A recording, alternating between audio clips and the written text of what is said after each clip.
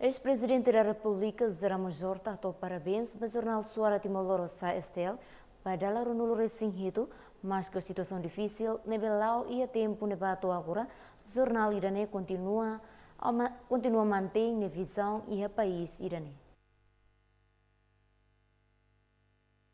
Parabéns para STL, deliu parabéns para Dr.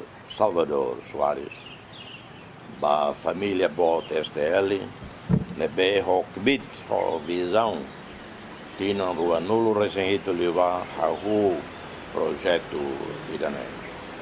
Lá fácil, também a situação política, econômica, financeira e Timor-Leste. Atuari, jornal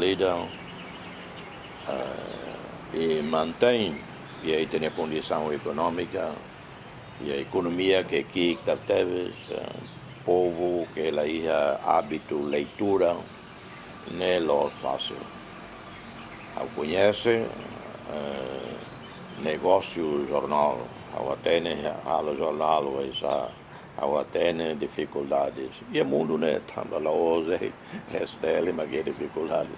O jornal bota nessa New York Times, quase que a tutaca te matam.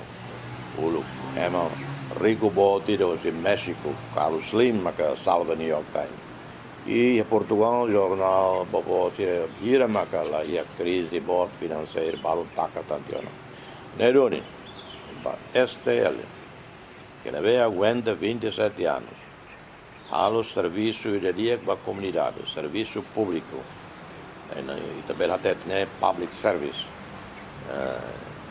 E que a todo Timor e a democracia liberal da imprensa, parabéns para Imo Toto, parabéns para Salvador Soares, equipa Toma, jornalista Cira, e lá o jornalista Cira Leite, se não vai cair a administração jornal dia, se não vai cair careta, se não vai cair motor, se ele não dar sarai, se ele não a segurança, e a STL, vai ir todo. Se ele não prepara café, o sandes, o baxo, para todo o serviço STL, né? Parabéns, vai ir todo. Parabéns, Zuni. Agora mira até teve. Também há o raço, se vai a Salvador Soares, a Fatiha, a Latência, aguenta.